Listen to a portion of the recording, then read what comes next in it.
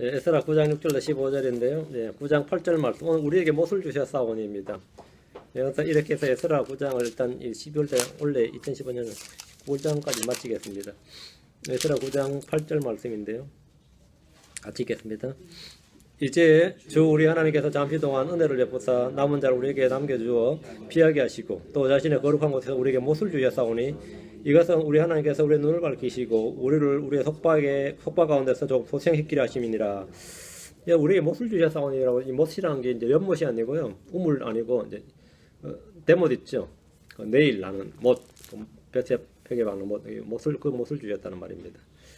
잠깐 기도하고 시작하겠습니다. 주 하나님 감사합니다. 함께하게 도우셔서 오늘도 주의 말씀을 은혜로 봉사하게 허락해 주시길 간구합니다. 주행을 충만케 해 주십시오. 또 복된 시간이 되도록 도와주시고 또 하나님의 말씀을 통해서 저희가 배움을 얻고 교훈을 얻고 새 힘을 얻고 참된 위로와 또 주님 주시는 모든 가격 좋은 것들을 풍성하게 받아서 누리도록 해주십시오. 감사드리며 주의 성기도합니다. 아멘. 에스라 9장 6절부터 15절은 에스라의 기도입니다. 성경에는 성도들의 그 위대한 기도가 기록되어 있는, 위대한 기도의 전문이 기록되어 있는 곳이 몇 곳 있는데, 이삭의 아내를 구하러 간 아브라함의 종의 기도가 있고요, 에서를 피해 도망가며 생명을 구하는 야곱의 기도가 있고, 이스라엘의 죄악을 위해 중보하는 모세의 기도가 있고, 매 순간 위기의 순간마다 주의 뜻을 구하는 다윗의 기도, 성전을 봉헌한 솔로몬의 기도, 한나와 사무엘의 기도, 또 바알의 대언자들 앞에서 주님의 권능을 구하는 엘리야의 기도라든가, 예루살렘의 구원을 위해서 기도하는 걸 또 히스기야, 또 민족의 귀환을 중보하는 다니엘의 기도, 이게 전부 다 기도, 명문의 기도들이죠. 이에도 많은 기도가 곳곳에 기록되어 있는데, 하나님은 우리의 기도를 통해서 일하시는 분이심을 보여줍니다. 주님께서 충분히 혼자서 다 하실 수 있는데 성도들의 기도를 통해서 일하신다, 이걸 보여주는 거죠. 신약에서는 요한복음 17장에서 우리 주님이 하신 대제사장의 기도, 이제 신약에서 제일 긴 기도입니다. 요한복음 17장이 우리 주님의 기도죠. 주님의 기도가 기록되어 있고, 또 곳곳에 사도 바울의 기도가 기록되어 있습니다. 전능하신 하나님은 자신의 뜻을 미리 말씀해 주시고 그 뜻을 따라 구하는 기도를 하도록 하십니다. 기도는 성도들의 가장 중요한 사역입니다. 우리 왕가의 제사장이고 영적 희생물 드리는 거룩한 제사장이고 그리스도의 제사장이기 때문에 이 기도 사역을 맡고 있습니다. 제사장의 고유 직무가 중보기도입니다. 우리는 먼저 하나님의 왕국과 그분의 의를 구해야 됩니다. 주의 말씀이 우리 안에 거하면 우리는 원하는 바를 구해야 됩니다. 우리는 주의 이름으로 구해야 됩니다. 우리는 교회를 세우는 일에 뛰어날 것을 구해야 됩니다. 우리는 하나님께서 말할 수 있는 문을 열어주셔서 그리고 신비를 말하게 하실 것을 구해야 됩니다. 우리는 지혜를 구해야 됩니다. 구해야 된다. 주의할 것은 이런 것을 구할 때 구하는 건 좋은데 자기 것을 구하지 말고 다른 사람이 잘 되길 구해야 됩니다. 고린도전서 10장 4절에 아무도 자기 것을 구하지 말고 각각 다른 사람이 잘 되길 구하라 했습니다. 다른 사람이 잘 되길 구하라. 참 육신의 성품상 어려운 게 중에 하나가 이겁니다. 다른 사람이 잘 되길 구한다는 게 참 어렵죠. 그게 다른 사람 잘 되길 구했다, 다른 사람 진짜 잘 돼버리면 어떡하나. 기동대비 돼가지고 정말 잘 돼버리면 정말 성장해버려 성숙하면 어떻게 될 것 같아요? 정말 좋죠. 근데 그게 안 좋은 줄로 생각하는 분들이, 안 좋을 줄로 생각하는 분들이 있거든요. 제가 조금 예전에 많이 읽었던 분 책 중에 하나, 이엔 바운즈라는 분의 책이 있었어요. 이엔 바운즈가 아니고, 제가 지금 연대를 약간 착각하고, 이엔 바운즈도 영국 사람인데, 런던의 그 양반이 이름이 캠벨 몰간이다. 캠벨 몰간이라는 유명한 목사가 있습니다. 주석가로도 유명하고 아주 훌륭한 목사님이죠. 글을 잘 썼어요. 근데 설교를 당대에 제일 잘했던 사람은 스펄전이에요. 몰간이 글은 훨씬 더 잘 쓰는데 설교는 스펄전이야. 말로는 그 스펄전이 제일 설교를 잘했던 분이고, 자기는 그런 이제 스펄전처럼 그런 말로 설교로 성경을 감화시키는 그런 능력은 좀 스펄전 목사보다는 좀 떨어졌던 것 같아요. 그런데 런던 사람들은 다 스펄전 목사 교회 가버리니까 교회가 되겠어요, 안 되겠어요? 교회가 잘 안 되죠. 그래가지고 어떻게 기도를 했을 것 같아요? 몰간이 기도를 해야지 성도 보내달라고 기도를 하는데, 주님 스펄전 목사 교회 빨리 몇만 명 더 되게 해주셨어. 차고 남자서 거기 사람 못 들어가가 남는 사람 좀 오게 해달라고 기도했어요. 빨리 거기에 많이 부흥해가지고, 그래서 스펄전 교회가 그러니까 막 10,000명, 20,000명 그래야 되더라는 거예요. 물론 자기가 그렇게 기도해서 20,000명 된 건 아니겠지만, 그걸 어떻게 해가지고 했는데, 그러니까 거기 가봐야 자리도 없다 하는 사람들이 몰간 교회로 오더라는 거죠. 거기 가봐야 자리도 없다, 그런 거죠. 다른 사람이 잘 되길 구하는 게 나쁜 게 아니다 이 말입니다. 그건 자기에게 나쁜 게 아니에요. 탐욕인 또 탐욕을 따라고 하는 것, 정욕을 따라고 하는 것은 구해서도 안 되지만 또 구해서 얻지도 못합니다. 정욕이 쓰려고 잘 먹고 하는 것은 자기의 손해입니다. 자, 본문을 보겠습니다. 에스라 9장 6절. 말하기를 오 내 하나님이여 내가 주고 내 하나님을 향해 내 얼굴을 들기에 부끄럽고 낯이 뜨거우니 우리의 불법이 많아서 우리 머리 위로 넘치고 또 우리의 범법이 자라서 하늘들에까지 이르렀나이다. 에스라는 무릎을 꿇고 손을 들고 기도를 했는데 이는 성경에서 유대 남자들이 기도하는 자세입니다. 이거죠, 이거. 주로 이렇게 하는 건데 오늘날 이 한국 사람이나 뭐 미국에서 이 개신교도도 이런 자세로 기도하는 애들이 극히 적습니다. 대부분 다 이렇게 하거나 뭐 이렇게 하거나 이러죠. 바울은 말하기를 디모데전서 2장 8절에 그러므로 나는 모든 곳에서 남자들이 진노하거나 의심하지 말고 거룩한 손을 들어 기도하기를 원하노라. 그러니까 손을 들어 기도한다면 최소한 이 정도는 되죠. 손을 이 정도는 돼야 되거든요. 그럼 손을 들어 기도한단 말이죠. 손을 들어 기도하기를 원하노라 했으니까 이렇게 기도하는 건 정상적인 기도입니다. 오늘날 이 심내교에서 좀 약점을 보이는 기도 중에 하나가 통성기도를 거의 안 하죠. 장로교는 통성기도 시작하면 좀 한없상 때리고 따다닥 해요. 사 옆에 다 들리는데도 하여튼 안 신경 쓰지 말고 말 때는 막 저거 엄청 이 문화적 쇼크를 받았어요. 처음 교회 장로에 갔을 때 얼마나 시끄러. 그거면 몇천 명 있는 교회에서 제가 약속 없는 교회를 갔는데 한 3분에서 5분 하는 것 같더라고요. 정확히 모르는데요. 근데 저는 우리 집 주인집 아줌마의 비리를 다 들었어요. 그날 내 옆에 앉았거든. 자기는 안 듣는 줄 알겠지. 나는 그날 정신이 없었기 때문에 아줌마는 소리 다 들었어. 아줌마가 회개하는 기도. 그 순간이 다 죄를 회개하는 순간인가 보더라고. 그런데 목사님이 이제 한참 하다가 종을 땅땅 치니까 잠잠해지더니 딱 그치더라고요. 근데 이거 완전히 뭐 개들 먹이 주는 것도 아니고 완전 훈련이 잘 돼 있구나. 근데 내가 초심자여서 그러고 나서 저는 이제 뭐 모르고 이제 선교단체로 갔대요. 선교단체는 간에 heart beating prayer 그 뭐냐 가슴을 치는 기도를 해야 된다는 거예요. 이거 못잖아. 장로교 못잖아요. 근데 저도 지금도 그 친구 지금 다운이 와 있어. 그 이름을 모세로 이름 바꿨더라고요. 여기 이름으로. 제가 우연히 마트에서 만났거든요. 제가 대학교 때 같은 방 쓰던 친구예요. 네가 여기 웬일이냐 그랬더니 선교사라. 네가 무슨 선교를 하냐 그랬는데 하여튼 저기 와 있어.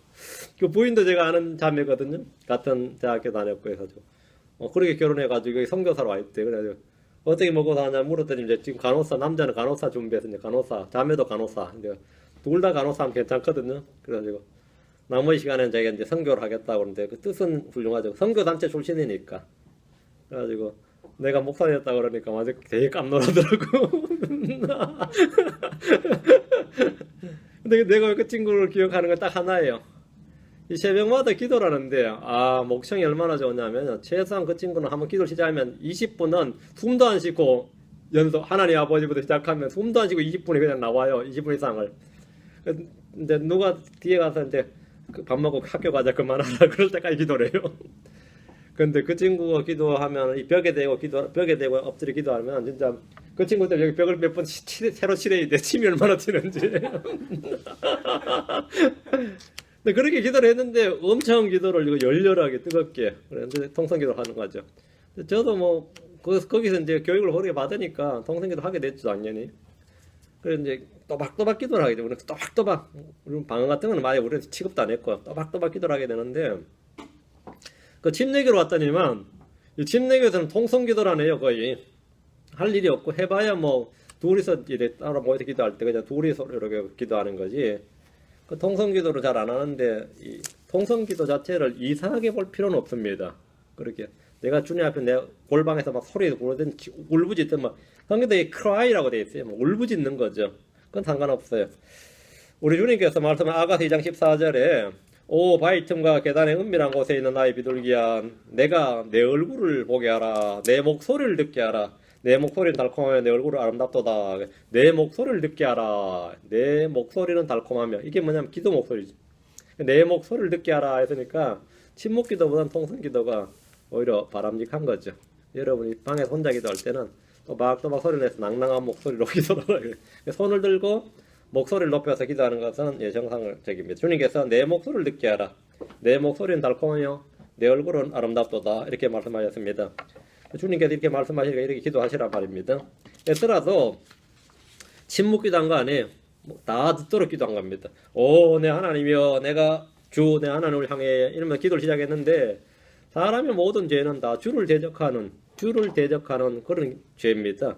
그러나 주께 자백하고 주께 구해야 됩니다. 대언자 에스라는 주 자기 하나님께 민족의 죄와 불법을 자백하고 구하며 긍휼을 구했습니다. 내 얼굴을 들기에 부끄럽고 낯이 뜨거우니 에스라는 제사장으로서 형제들의 죄를 남의 죄로 행한 것이 아니라 자신의 불법이나 죄로 행하였습니다. 주님은 우리의 죄와 불법과 저주를 자신의 몸에 담당하셨습니다. 회개하는 죄인들의 머리는 언제나 땅을 향합니다. 우리의 불법이 많아서 우리 머리 위로 넘치고 있는데 우리의 불법이 많아서 우리 머리 위로 넘치고 이 표현 우리 머리 위로 넘치고 시편 38편 4절에 내 불법들이 내 머리 위로 넘어갔으니 그것들이 무거운 짐 같으므로 내가 감당하기에 너무 무겁나이다 합니다. 죄와 불법들은 내 머리 위에 주의 진노의 짐을 쌓아 올리는 일입니다. 죄를 지었다. 불법이 넘친다는 말은 내 머리에 뭐라고요? 주의 진노를 쌓아 올리는 일이에요. 내가 지은 불법은 다른 사람 위에 있는 것이 아니라 항상 내 위에 있습니다. 내가 지은 죄는 어느 곳에 숨겨둘 수 없고 어느 곳에 버릴 수가 없습니다. 항상 내 안에, 내 곁에, 내 위에 있습니다. 주님은 우리의 불법을 치우고 옮기실 수 있습니다. 우리는 우리의 죄를 치울 수도 없고 옮길 수도 없는데 주님은 뭐라고요? 치울 수도 있고 옮길 수가 있습니다. 욥기 22장 23절에 내가 만일 전능자께로 돌아가면 세워지겠고 또 내가 내 장막에서 불법을 멀리 치우리라. 주님께로 돌아가면 불법은 치워지는 거죠. 시편 103편 12절에 동이서에서 먼 것 같이 그분께서 우리의 범법들을 우리에게서 멀리 옮기셨다. 주님은 나의 죄를 용서하실 뿐 아니라 깨끗이 제거하실 수 있습니다. 예수님은 죄를 용서하실 수 있는 사명권을 지니신 하나님의 아들이십니다. 예수님은 죄를 제거하러 이 땅에 오신 하나님 어린아이십니다. 성경 말하기를 히브리서 9장 26절에 그러나 이제 세상 끝에 그분께서 단 한 번 나타나사 자신을 희생물로 드려 죄를 제거하셨느니라 했습니다. 요한일서 3장 5절에도 그분께서 우리의 죄들을 제거하려고 나타나신 것을 너희가 알거니와 그분 안에는 죄가 없느니라. 죄들을 제거하려고 나타나셨다. 다시 6절입니다. 또 우리의 범법이 자라서 하늘들에까지 이르렀나이다. 범법은 자라납니다. 범법이 자라나서 그랬죠. 범법, 죄는 자라나고 열매를 맺습니다. 범법이 자라서 하늘들에까지 이르면 경노의 심판이 임합니다. 계시록 18장 5절에 보면 그녀의 죄들이 하늘에까지 닿았고 하나님께서 그녀의 불법들을 기억하셨느니라. 죄가 하늘에까지 닿았다. 범법이 자라서 하늘들에까지 이르고 죄가 쌓여서 하늘까지 닿았다. 하늘들에까지 이런 범법과 죄들이라면 그 크기가 어마어마한 겁니다. 죄들에는 심판이 있습니다. 심판을 이기는 것이 있어요. 그게 뭡니까? 죄들에는 심판에 따릅니다. 그럼 심판을 이기는 뭐가 필요하죠? 그게 뭡니까? 긍휼입니다. 주의 긍휼은 하늘들에까지 닿은 불법이나 죄보다 더 큽니다. 긍휼이 심판을 이기느니라 그랬죠. 시편 57편 10절에 주의 긍휼은 커서 하늘들에까지 미치며 주의 진리는 구름들에까지 미치나이다. 주의 긍휼은 커서 하늘들에까지 미친다. 죄도 하늘까지 이르렀지만 주의 긍휼도 마찬가지다 이 말입니다. 긍휼이 심판을 이긴다. 9장 7절입니다. 우리 조상들의 시대로부터 이날에 이르기까지 우리가 큰 범법 가운데 가하여 싸우매 우리의 불법들로 인하여 주께서 우리 왕들과 우리 제사장들을 그 땅들의 왕들의 손에 넘겨주사 칼에 죽고 포로로 사로잡히고 노략을 당하게 하시며 얼굴을 당하게 하심이 이날과 같으니이다. 에스라가 지금 역사를 돌이켜오는 겁니다. 역사를 돌아보는데 에스라는 역사를 돌아보면 민족의 멸망이 죄의 결과로 인한 것임을 시인하고 자백했습니다. 예루살렘이 바빌론에 멸망한 것은 조상들의 시대 때부터 계속해서 큰 범법 가운데 있었기 때문입니다. 에스라는 유대 왕들과 제사장들이 이방 왕들의 손에 넘겨지고 칼에 죽고 포로 사로잡히고 노략을 당한 것은 주께서 하신 일이고 그들의 불법이라는 것임을 분명하게 알고 있었고 그 사실을 시인했습니다. 이건 주님이 하신 일이다요. 우리는 때로 자신이 겪는 불행이나 고난을 통해서 아무런 배움이나 교훈을 얻지 못할 때가 있는데 이것은 가장 큰 불행입니다. 이건 이제 개고생이라 그래요. 고생을 해도 배우는 게 있으면 고생이 아닙니다. 그건 유익이 있죠.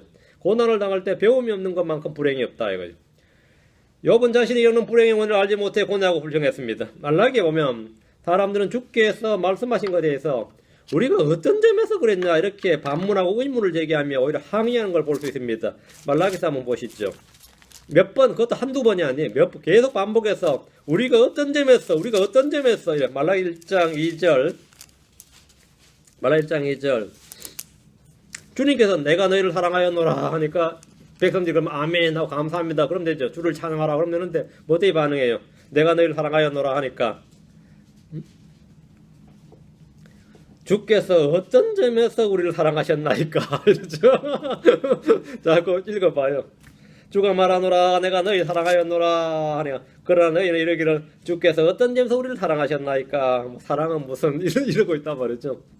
지금 이게 오늘날 크리스천들도 많이 이럴 겁니다. 주님께서 내가 너를 돌보느라 너를 지키느라 그러면 주님이 언제 어떤 점에서 어떻게 뭐 이런단 말이죠. 주의 말씀에 대해서 이들이 보인 반응은 모르겠다, 이해가 안 된다, 못 느끼겠다, 나는 잘 접수가 안 된다 뭐 이런 거죠. 1장 6절 오 내 이름을 멸시하는 제사장들아 만군의 주가 너에게 이르기를 아들은 자기 아버지를 공경하고 종은 자기 주인을 공경하나니 그런즉 내가 아버지일진데 나를 공경하며 어디 있느냐 하면 회개해야죠. 그러면 이 반응이죠. 죄송합니다. 최소한 이렇게 나야죠. So sorry 이 정도는 돼야 될 거 아니에요. 그래서 백성들이 어떻게 나오죠? 지금 내가 주일진데 나를 두려면 어디 있느냐 하거니와 너희는 이러기를 우리가 어떤 점에서 주의 이름을 멸시하였나이까 이러잖아요. 우리가 어떤 점에서 주의 이름을 멸시하였나이까. 사람들은 자신이 하는 일에 대해서 자신이 모르는 경우가 많습니다. 주께서 말씀하셔도 말씀해 주셔도 이해를 못합니다. 계시가 임하고 조명이 임해도 내가 그걸 안 받아들이는 거예요. 난 그거 모르겠다고. 나는 모르겠다. 어떤 점에서 7절 보세요. 너희가 더러운 빵을 내 제단 위에 드리고는 이르기를 우리가 어떤 점에서 주를 더럽게 하였나이까 하나니 너희가 이르기를 주의 상은 없인 여겨도 된다 하는 점에서 그리하였느니라. 우리가 어떤 점에서 주를 더럽게 하였나이까. 우리는 그런 적 없다 이거예요. 유대인들은 반복해서 우리가 어떤 점에서 라며 주님께 대묻고 있습니다. 2장으로 가서 17절 2장 17절도 비단 말씀이 있어요. 예. 너희가 너희 말로 주를 지치게 하고도 이르기를 우리가 어떤 점에서 그분을 지치게 하였느냐. 우리가 어떤 점에서 주님을 지치게 하였느냐. 죄인들이 주님 앞에서 할 말이 많습니다. 정말 이 하나님 앞에서 은혜를 입은 사람들은 할 말이 없는데 입을 가리고 내가 무지한 말로 이치를 가릴까 봐 오히려 회개하죠. 그런데 죄인들이 할 말이 많아요. 내가 주의 이름을 이것다고 저것다고 뭐됐다. 주님을 하죠. 불법을 행하는 자들아 내게 떠나라. 내가 도무지 너희를 알지 못하느라. 죄인들은 할 말이 많다 이거예요. 그들은 주님께서 무엇을 말씀하셔도 동의하지 않았습니다. 수긍하지 않았습니다. 민족들의 심판에서 염소로 분류된 사람들은 이런 마음을 볼 겁니다. 저 하늘에서 회개복을 할 때도 많이들이 이렇게 말할 겁니다. 제가 주의 이름으로 마귀를 쫓아내고 병도 고치고 뭐도 하고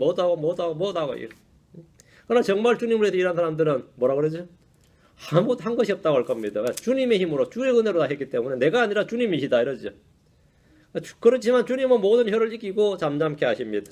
말라기 3장 7절 만군의 주가 말하노라 심지어 너희 조상들의 날들로부터 너희가 내 규례들을 버리고 떠나 그것들을 지키지 아니하였도다. 그 이스라엘 역사죠. 내게로 돌아오라. 그리하면 나도 너희에게 돌아가리라. 그러면 백성들 어떻게 해야 되죠? 아멘 해야죠. 그러나 너희는 이러기를 우리가 어떤 점에서 돌아가릴까? 이거 아주 골치 아파. 주님이 백성들 말이 안 통하죠. 내게로 돌아오라 하고 회개를 명하시자 백성들이 뭐라고 합니까? 우리가 어떤 점에서 돌아가리까? 돌아갈 게 뭐가 있냐 이거예요. 유대인들은 주님과 소통이나 대화가 안 되고 있습니다. 8절 빨리 3장 8절 사람이 하나의 것을 강도질하겠느냐. 그러나 너희는 내 것을 강도질하고도 말하기를 우리가 어떤 점에서 주의 것을 강도질하였나이까 하나니 너희가 11조 허물어서 강도질하였느니라. 우리가 어떤 점에서 강도질하였나이까. 안 했다. 모른다. 그런 거 없다 이거죠. 에스라는 하나님의 관점에서 역사의 인과관계를 정확히 파악하고 있습니다. 유대 역사는 외세로 인한 멸망이 아니라 범죄와 불법에 대한 주의 징계와 심판에 따른 멸망이었다는 겁니다. 우리는 우리에게 일어나는 모든 사건, 모든 일들에 대해서 언제나 성경적인 관점과 하나의 관점으로 볼 수 있어야 됩니다. 그렇지 않고 이거는 태생이 나쁘니 혈통이 나쁘니 조상 탓이니 친척이 어떠니 이러면 안 돼요. 언제나 하나님과 나와의 문제, 하나님의 관점에서 내 인생을 돌아볼 수 있어야 된다요. 그러면 제가 어릴 때 굶을 때도 보리밥 먹고 굶어도 뭐라 그러죠? 그때 제일 유기농으로 자연식으로 잘 먹었구나 이러면서 감사하게 되지, 그렇죠? 감사하게 된단 말이죠. 그 시골에 살 때 내가 폐가 안 좋아서 그렇게 공기 좋은 곳에 살게 하셨구나 이런 생각이 진짜 그렇거든요. 그건 엄청 모든 게 다 감사한 거죠. 감사 안 한 게 하나도 없어요. 감사 안 한 게 하나도 없어요. 네. 여러분도 마찬가지예요. 주님의 관점에서 인생을 보는 법, 그것을 정확하게 그게 바로 성경적 역사관이죠. 성경적 역사관을 자신에게 적용하는 겁니다. 8절 9장 8절 이제 주 우리 하나님께서 잠시 동안 은혜를 베푸사 남은 자를 우리에게 남겨두어 피하게 하시고 또 자신의 거룩한 곳에서 우리에게 못을 주셨사오니 이것은 우리 하나님께서 우리의 눈을 밝히시고 우리를 우리의 속박 가운데서 조금 소생시키려 하심이니이다. 70년의 포로 생활이 끝나고 주님은 말씀하신 대로 은혜를 베푸셨습니다. 이제 주 우리 하나님께서 잠시 동안 은혜를 베푸사, 잠시 동안의 언더라인. 이게 독특하죠. 그냥 우리에게 은혜를 베푸사 하면 되잖아요. 근데 잠시 동안 은혜를 베푸사 이 말은 뭐죠? 언제든지 심판은 뭐라고요? 다시 임할 수 있다. 우리가 죄를 짓고 불법 가운데 거하면 죄는 심판은 다시 임할 수 있다. 돌아온 유대인들이 이전의 조상들처럼 불법과 죄로 충만하다면 뭐 한 번 있었지 또 있겠느냐 그런 생각하면 안 된다. 심판은 언제나 죄에 따른 결과고 다시 그들을 멸망할 것이라는 겁니다. 하나님께서 잠시 동안 은혜를 베푸셨다는 것은 그들에게 지금 새로운 기회를 주신 겁니다. 그럼 언제 영구한 은혜와 평화가 임합니까? 언제 임하죠? 예, 다시는 저주가 없는 때가 언제냐입니까? 천년왕국 때입니다. 그때까지는 잠시 동안이다 말이에요. 남은 자를 우리에게 남겨두어 피하게 하시고 여기 남은 자 여기다 언더라인 남은 자를 우리에게 남겨두어 남은 자 구약에서 남은 자 하면 예루살렘으로 돌아온 유대인들이 남은 자입니다. 에스겔서도 나오는데 성례자 천사들이 마크하죠. 이마에 표를 찍죠. 그 사람들이 남은 자들이에요. 남은 자들. 예루살렘으로 돌아온 유대인들은 남은 자고 바빌론에도 남은 자가 있었습니다. 느헤미야나 모르드게나 에스더 같은 사람들이 이제 거기 남은 자들이었습니다. 하나님 어느 때나 어느 시대나 남은 자를 두셨는데 나무의 가지를 꺾고 불태워도 그루터기를 남겨두시는 것과 같습니다.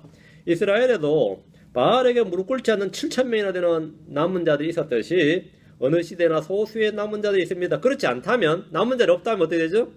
유대는 소돔과 고모라처럼 멸망했을 겁니다. 완전히 멸망했을 겁니다.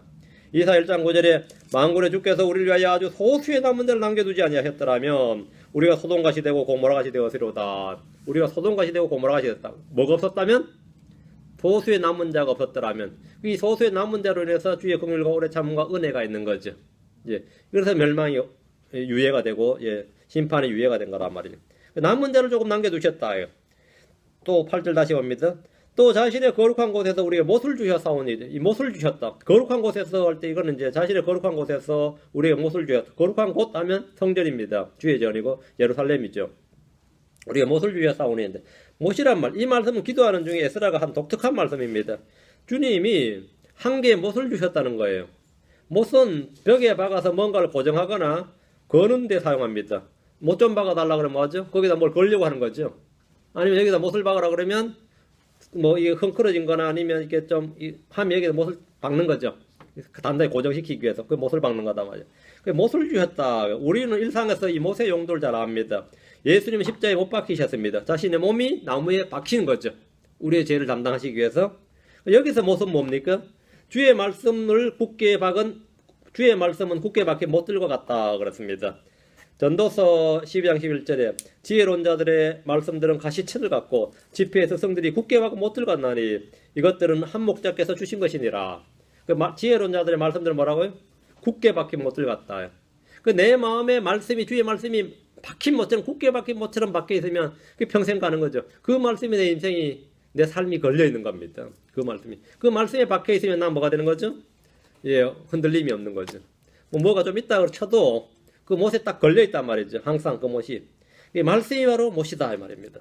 본문에서는 한 사람을 말합니다. 예수를 속아 이스라엘 민족을 약속의 땅에 영원히 고정시킬 못이 됩니다. 이사야로 이건 좀 본문을 보시죠. 이사야 22장 23절 24절. 이사야 22장 23절 24절.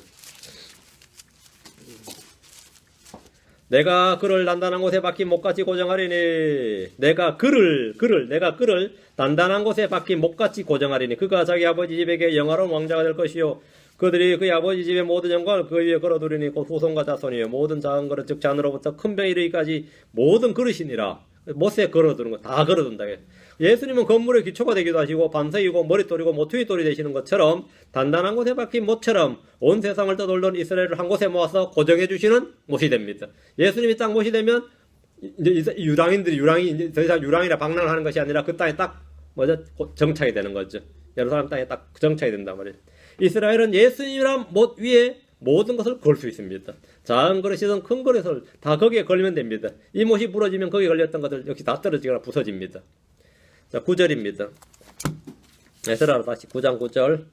우리가 노예가 되었을지라도 우리 하나님께서 우리를 우리의 속박 가운데서 버리지 아니하시고 오히려 페르시아의 왕들의 눈앞에서 우리에게 긍휼을 베푸사 우리를 소생시키시며 우리 하나님의 집을 세우게 하시고 또 그것의 황폐함을 보수하게 하시며 유다와 예루살렘에서 우리에게 성벽을 주셨나이다.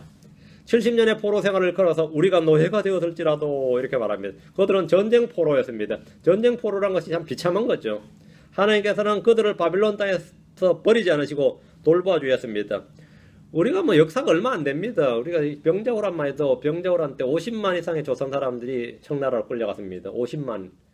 엄청난 숫자가 노비가 된 거, 노예가 된 거고, 임진왜란 때도 엄청난 수가 일본으로 사연 노예로 잡혀갔습니다. 그게 한국 인구가 팍팍 줄 만큼 죽은 사람도 많지만 그 전쟁 포로라는 것은 엄청나게 노예로 많이 잡혀갔습니다. 그게 뭐 그런데 가장 근대에는 북한 사람들이 러시아로 잡혀간 거죠. 소련이 이제 북한을 하는데 북한 애들은 뭐 만세 부르면서 소련군이 해방군인 줄 알고 했지만 지금 한국의 좌파 애들도 뭘 말 안 한 것 중에 하나입니다. 역사를 외면하는 것 중에 하나가 소련 사람들은 북한 사람 상당히 트럭이 싫어하다가 엄청나게 연해주에 풀어댔습니다. 가장 근대에 있는 한국의 비극이죠. 채 50년밖에 안 된. 최소한 미군들은 남한에 와서 붙들까지 않았거든요. 남한에 미군들이 진주해서 남한을 붙들어다가 뭐 하와이 던지든지 미국에 뭐 때라서 조용으로 불지 않았다고. 근데 러시아 그때는 러시아가 소련이었죠. 소련은 많이 데려갔습니다. 북한의 상당수가 뭐 일제압잡이라 명분으로 해가지고 한국 사람들 데려다가 그냥 거기 뭐 지금은 카자흐스탄 이런 데 있죠.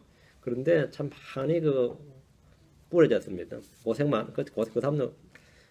지금까지 한국이 외교적으로 뭐 돌려달라 마대보다 오히려 돌아올까 겁내지. 네, 뭐 일본으로 갔던 뭐 사람들 뭐 그건 마찬가지고요. 뭐 일제대전 말할 필요도 없는 것이고. 예. 아주 근세사까지도 한국도 이거였어요. 우리가 노예가 되었을지라도 우리 하나님께서 이거죠. 그래서 한국이 재헌국회가 만들어질 때 재헌국회를 일요일 날 열었어요. 그래가지고 그 첫 번째 시작이 이승만 씨가 의장이었으니까 이승만 씨가 이시영인가 국회의원인데 그분이 장로였을 거 장로가 목사인가 몰라 하여튼 우리 이시영 의원께서 이렇게 하나님께 감사기도로 재헌기도를 시작합시다 이렇게 해가 그 아주 역사에 남는 신정국가야. 근데 그런 것들을 뭐 사람들이 잘 모를 겁니다. 아마 굉장한 사실은 한국 남한이 굉장한 사건이에요. 그게. 이걸 왜야? 이 하나님 관점에서 보는 거지. 그때 지도자들이, 남한의 지도자들이 엄청난 겁니다. 그때 뭐 백범김구도 크리스천이었고 이승만도 크리스천이었고요. 그 지도자 중에 도사람차도 크리스천이고 다 크리스천들이 많았어요. 그 당대 지도자급에. 실제 그렇게 했어요. 이제 에스라가 바로 그런 사람이에요. 에스라가 9절 읽어보면 말이죠. 주님이 어떻게 은혜를 베푸셨냐가 잘 나왔죠. 페르시아 왕들의 눈앞에서 우리에게 긍휼을 베푸사. 우리를 소생시키시면 이게 리바이브입니다. 이게 부흥이에요. 소생시키시며 우리 하나님의 집을 세우게 하시고 성전 건축이죠. 그것의 황폐함을 보수하게 하시면 이게 아닥사스가 자기가 보낸 거죠. 성전 미화자가 말하고 유다와 예루살렘에서 우리에게 성벽을 주셨나이다. 이건 뭡니까? 자치를 할 수 있도록 성벽을 주셨다. 이건 뭐냐? 그 땅을 줬다는 겁니다. 70년 포로 생활을 걸어 우리가 노예가 되었을지라도 이렇게 말했는데 그들을 주님은 바빌론 땅에서 버리거나 완전히 없애버리지 않으시고 돌봐주셨습니다. 특히 페르시아 제국이 들어서자 고레스 왕으로부터 아닥사스다 왕에 이르기까지 놀라운 호의를 베풀도록 은혜를 주셨습니다. 포로들의 자유로운 귀환과 성전 건축과 자치권 보장과 종교의 자유와 성전 예배를 마음대로 드릴 뿐 아니라 국고에서 막대한 재정적 지원을 해줬습니다. 그 남의 나라 식민지 나라에 말이요 성전 짓고 거기 필요한 헌물들을 소금은 양을 재지 말고 갖다 쓰라 그랬어요. 그 정도로 지원을 해줬어요. 그러다가 성전 유지, 보수, 다 하나님의 집을 세우도록 지원했고 성전을 보수하게 했고 유지와 예루살렘의 성벽을 주었습니다. 에스라는 왕으로부터 권리를 엄청난 특권을 부여받았는데 관리를 마음대로 임명할 수 있는 그런 권한을 부여받았어요. 인사권을 받았다고요. 주님께서 페르시아 왕들의 눈앞에서 베푸신 긍휼입니다. 그리고 예를 들어 이 유대의 정책에 어긋나면 그 에스라가 하는 유대 율법으로 따라서 다스릴 텐데 그게 반대하는 자들은 재산 몰수, 감옥, 추방, 사형 집행까지 할 수 있는 그런 막대한 권한을 부여해 줬습니다. 주님께서 페르시아 왕들의 눈앞에서 베푸신 긍휼이었습니다. 주님은 유다를 소생시키게 했습니다. 우리 여기 소생시켰다 이게 give us reviving 돼 있죠. 우리에게 부흥을 주셨사오니 말입니다. 이게 바로 히브리 민족 부흥, 유대 민족 부흥, 지금도 외치는 게 바로 이겁니다. give us reviving. 우리 이제 부흥할 때 이제 교회 좀 더 크게 해달라고 하는 게 이거죠. revive us. 왜? 성도들이 워낙 다 잡는 것 같으니까 우리 교회도 이거 좀 한번 해야 되겠, 부흥회 한번 해야 되겠네. revive us. give us reviving. 우리를 소생시켜 주소서. 바빌론에게 멸망당했던 민족이 분명히 민족적으로 멸망을 당했어요. 그런데 지금 민족이 다시 살아난 겁니다. 되살아난 거죠. 이것이 바로 성경이 말한 소생, revive, 부흥입니다. 10절. 오 우리 하나님이여 우리가 주의 명령들을 버려 싸우니 이제 이 일 뒤에 무슨 말을 하오리까. 포로에서 돌아온 유대인들은 여전히 바빌론의 풍습과 관습을 가지고 있었고 주의 명령들을 따라 사는 것을 알지 못했습니다. 우리가 주의 명령들을 버려 싸우니 이게 지금 구체적으로는 이교도들과 결혼한 거죠. 어전에 공부했던 대로 우리가 주의 명령들을 버려 싸우니 주님은 분명히 이교도들과 연합, 결혼, 통합을 금지하셨는데 이들은 결혼을 통해서 막 혼합을 했단 말이죠. 그래서 분리가 아닌 통합을 했죠. 그래서 우리가 주의 명령을 버려 싸우니란 말은 성전 재건 외에 율법에 따른 삶이 없었다는 겁니다. 이교도들과의 결혼은 이들이 얼마나 율법에서 동떨어진 삶을 살았는지를 보여주는 예입니다. 크리스천들이 불신자와 결혼한 것은 주의 명령들을 버린다는 공개적인 간지고 선포입니다. 크리스천들은 크리스천들끼리 결혼하는 거 아닌가? 이 불신자도 그런 말이에요. 그게 정상 아닌가? 이런 또 불신자도 한 집에 종교가 2개면 안 되지 않나? 이러잖아. 불신자들도. 근데 그 크리스천이 뭐라 그래요? 난 상관없어. 난 괜찮아. 이 말은 뭐죠? 난 주의 말씀 안 믿는다 이거예요. 난 주의 말씀대로 안 사는 사람이야. 이걸 지금 공개적으로 간증하는 게 불신자의 결혼이. 그 결혼식은 그 공개적인 선포식입니다. 내가 비록 크리스천이기는 하지만 난 절대로 성경대로 안 살아. 이게 그 이야기입니다. 침례가 믿음을 고백하는 순종이라면 불신자와의 결혼은 불신을 고백하는 공개적인 선포입니다. 공개적인 간증입니다. 나는 성도가 맞지만 절대로 성경대로 안 사는 사람이야.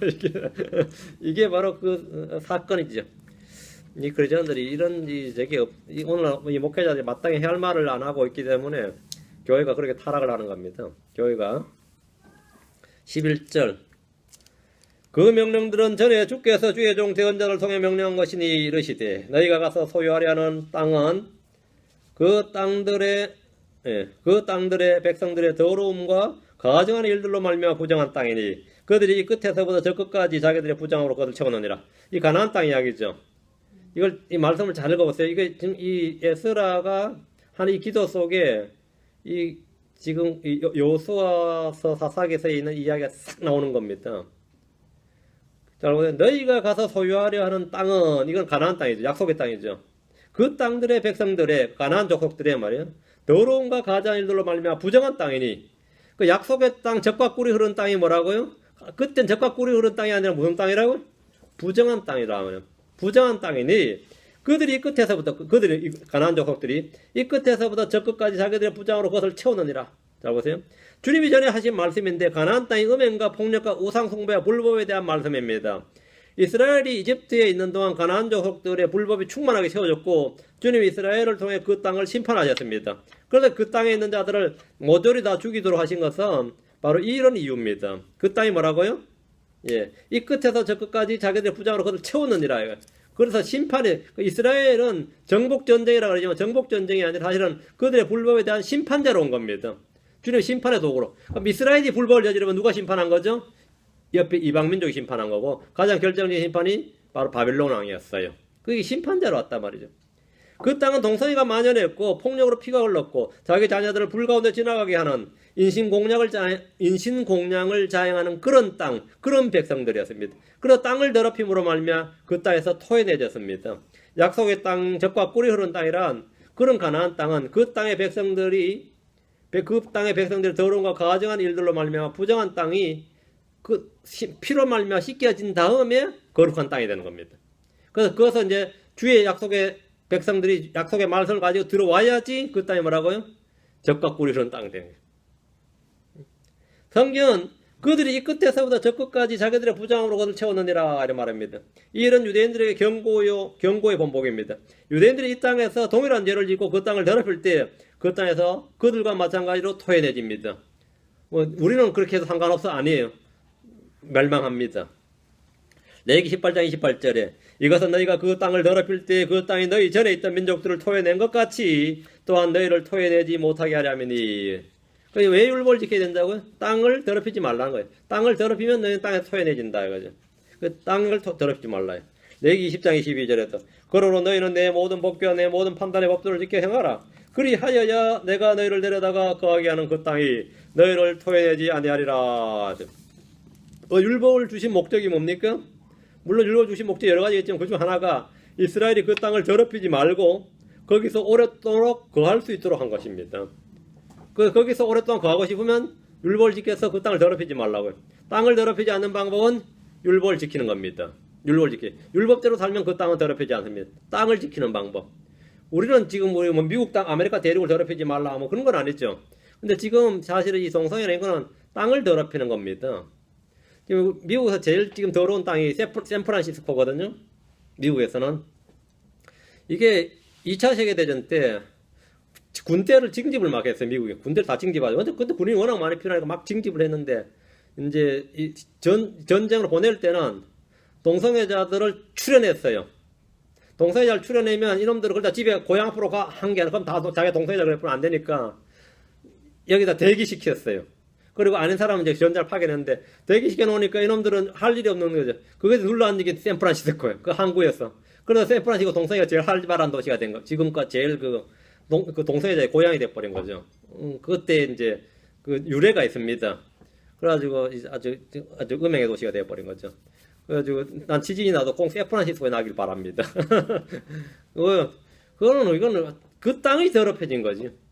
음행과 폭력과 이 살인, 음행과 폭력, 살인, 우상숭배는 땅을 더럽히는 겁니다. 율법을 주신 목적 중에 하나는 땅을 더럽히지 말라 이거예요. 근데 지금 우리가 이제 크리스찬으로서 이제 그런 식의 뭐 땅을 더럽히지 말라 이런 식의 설교는 잘 안 합니다. 그죠? 뭐 롱비치를 더럽히지 말라 이러진 않잖아요. 뭐 LA를 더럽히지 말라 그런 건 아닌데 우리는 뭘 이야기하지 항상 자기 몸을 더럽히지 말라 이렇게 말하죠. 음행은 우리 몸을 더럽히는 거다. 우상숭배는 우리 몸을 더럽히는 겁니다. 죄와 불법은 우리 몸을 더럽히는 거, 우리 몸을 우리 자신을 더럽히는 것이다. 자신을 더럽히지 말라고요. 그래서 왜 저도 더럽히면 뭐라고요? 음행은 자신 몸을 더럽히니까 하나님께서 그 성전을 멸하신다. 그렇게 그 창을 더럽히면 그 사람 몸을 멸하신다 이 말이에요. 그러니까 오래오래 잘 살고 싶으면 오래오래 그 땅에 거하고 싶으면 종사하고 싶으면 건강하고 싶으면 법을 지키라. 하나님의 명령을 지키라. 말씀 지키라 이 말입니다. 말씀을 지키는 것이 곧 자신의 for thy good, 네 자신의 유익을 위한 것, 너 자신의 선함을 위한 것이다 이 말입니다. 12절 그런즉 이제 너희의 딸들을 그들의 아들들에게 주지 말고 또 그들의 딸들을 너희 아들들을 위해 데려오지 말며 그들의 평강과 번영을 영원토록 구하지 말라. 그리하면 너희가 강성하여 그 땅의 좋은 것을 먹으며 그 땅을 너희 자손에게 영원토록 상속재산으로 남기리라 하셨나이다. 이 에스라의 기도의 특징을 여러분 자세히 보시면 한 가지를 여기서 볼 수 있어야 됩니다. 그게 뭐냐면 말씀을 가지고 기도하고 있다 이거죠. 하나님 뭐라고 하셨나이다. 하나님 뭐라고 하셨나이다. 주님 무슨 일을 하셨나이다. 그러니까 주님이 하신 일과 주님이 하신 말씀을 기억하는 거죠. 우리의 기도의 근거는 항상 이겁니다. 우리의 기도의 근거는 항상 주님은 나를 위해 십자가에 못 박혀 죽으셨나이다. 주님은 나를 위해 고난을 받으셨습니다. 주님은 나를 위해 이런 기도를 하셨습니다. 주님은 이러이러하셨습니다. 주님은 이렇게 말씀하셨습니다. 이렇게 이것을 하는 기도를 무슨 기도? 믿음의 기도라고 합니다. 그걸 믿음의 기도라고 그래요. 가나안 땅에 들어갈 이스라엘에게 주신 주님의 약속이 이겁니다. 이 교도들의 풍습은 상업적 교류로도 유입이 되지만 가장 큰 것은 혼인을 통해 들어오는 겁니다. 한국 땅에 지금 무슬림이 넘친다 그랬죠. 제일 또 웃기는 게 중에 하나가 뭔지 아세요? 할로윈데이라는 걸 한국 사람이 언제부터 한국에 할로윈데이가 있었어요? 근데 꼴값 떠는 거지. 지금 꼴값을 떠는 거거든요. 꼴값 떠는 건데. 그 피가 섞이면 문화와 종교 풍습이 다 섞이게 됩니다. 그래서 율법은 이교도와의 혼인을 금지하는 겁니다. 이교도들과 분리하라는 거예요. 유대인들은 이교도들과 통합, 연합을 아예 생각하지 말아야 됩니다. 그들은 홀로 거하는 민족입니다. 아시죠? 민수기 3장 9절 나와요. 내가 바위들 꼭대기에서 그를 보며 작은 하늘에서 그를 바라보나니 보라 이 백성은 이 민족은 홀로 거할 것이요 민족들 가운데 하나로 여겨지지 아니하리로다. 그러니까 민족들 가운데 하나가 아니다 이거죠. 이스라엘은 민족들 가운데 하나가 아니에요. 이스라엘은 이방인들 이교들과 연합할 수가 없습니다. 이들은 홀로 거합니다. 유대인들에게 주신 약속과 복과 법과 땅은 다른 누구에게 계승되거나 대체되지 않습니다. 홀로 거한다. 신명기 33장 28절에 그때 이스라엘이 홀로 완전히 거하며 야곱의 셈이 곡식과 포도즙의 땅에 있으리니 그의 하늘들도 이슬을 내리로다. 이스라엘이 이집트나 아시리아나 기타 어떤 민족과 동맹을 맺고 연합하려 한다면 그것이 그들의 올무가 되고 망하는 길이 됩니다. 이스라엘은 언제나 홀로 거합니다. 미가서 7장 14절 주의 막대기로 주의 백성 곧 갈멜의 한가운데서 숲속에 홀로 거하는 주의 상속 백성 양떼를 먹이시되 옛날같이 바산과 길란에서 그들을 먹이시옵소서. 그러면 갈멜의 한가운데서 숲속에 홀로 거하는 주의 상속 백성, 숲속에 홀로 거하는 주의 상속 백성. 이스라엘은 절대로 연합 통합이 아닙니다. 홀로 거한다요. 홀로 거하는 주의 상속 백성이라는 말씀대로 언제나 홀로 가며 분리되어야 됩니다. 이런 신약이나 대환란 시대나 천년왕 영원 시대까지 변함없는 사실입니다. 교회는 새로운 창조물이고 새롭게 창조된 백성으로서 유대인이 아닙니다. 흔히 크리스천들을 일컬어서 영적 유대인이 영적 이스라엘은 이건 다 오류입니다.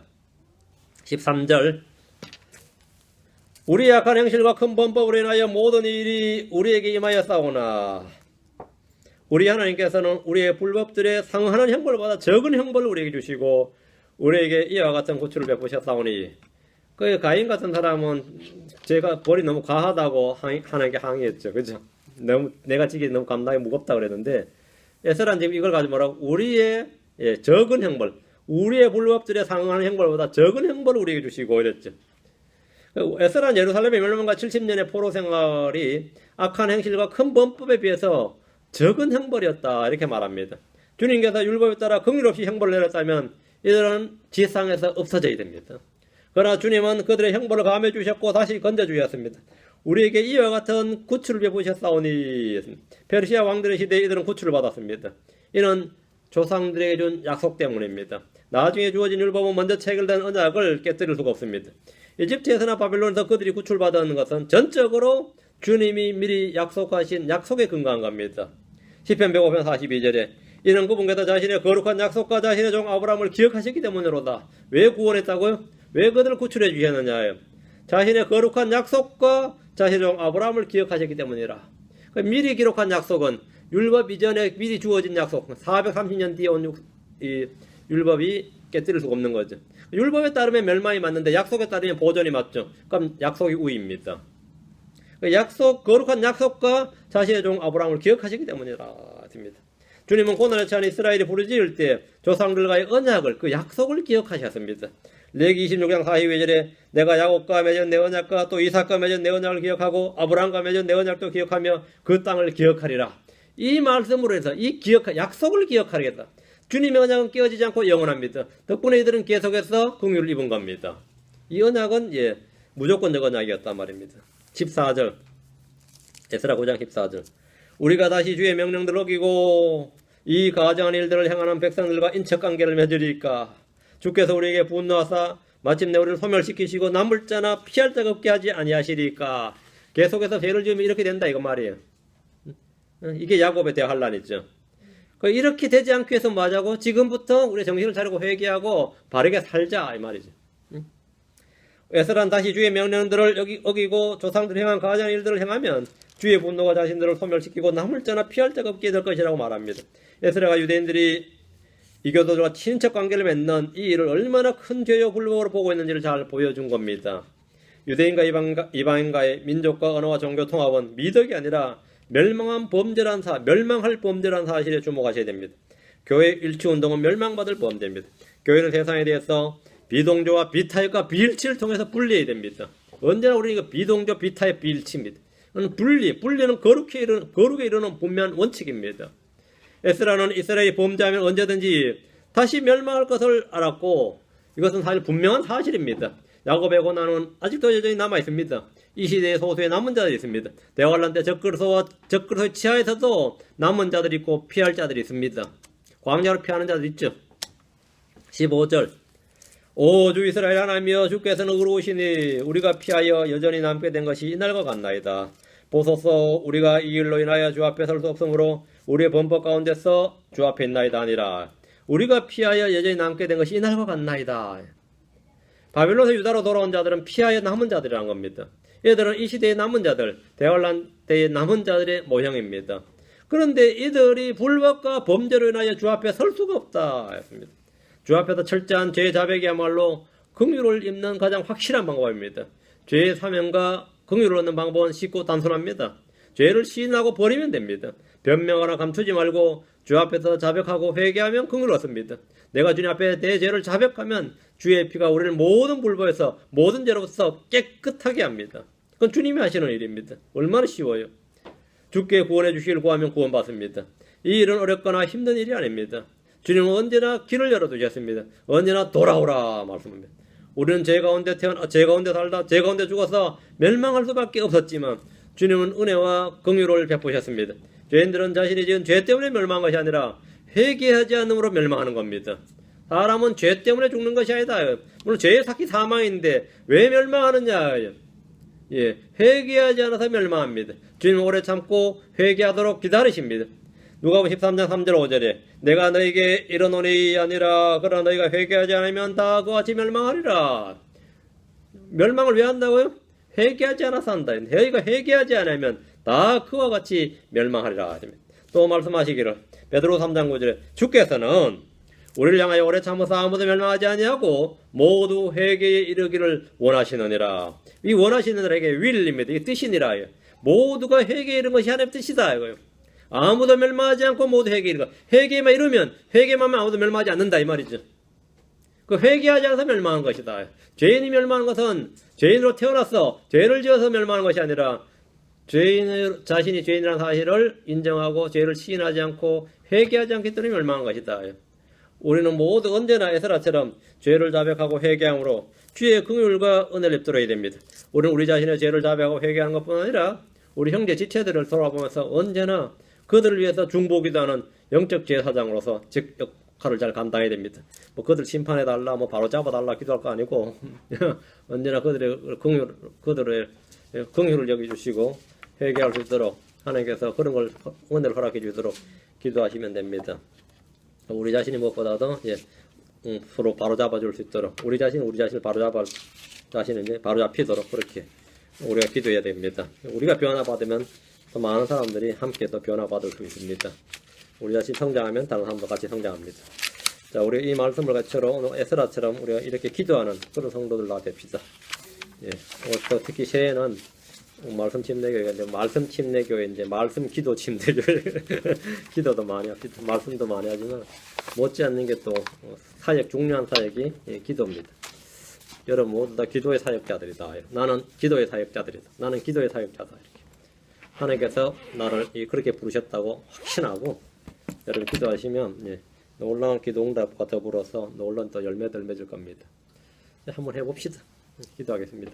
주 하나님 감사합니다. 함께하게 도우셔서 오늘도 주의 말씀을 풍성하게 부어주시고 또 주신 말씀 잘 받아서 저희가 에스라처럼 오늘 저희가 죄와 불법에 대해서 민감하게 하시고 또 거기에 대해서 주의 심판, 주의 말씀 가운데 두려움 가운데 떨게 하시고 또 저희가 정말 이 중보기도를 잘 감당할 수 있는 그런 영적 제사장으로서 사역을 게을리하지 않도록 도와주시옵소서. 기도하기를 쉬는 죄를 결단코 범치 않도록 해주시고 항상 기도하라, 쉬지 말고 기도하라 말씀대로 제가 밤낮으로 끊임없이 또 기도할 수 있도록 도우시길 간구합니다. 전능하신 주님께서 은혜와 간구의 영을 저희 속에 쏟아부어 주시옵소서.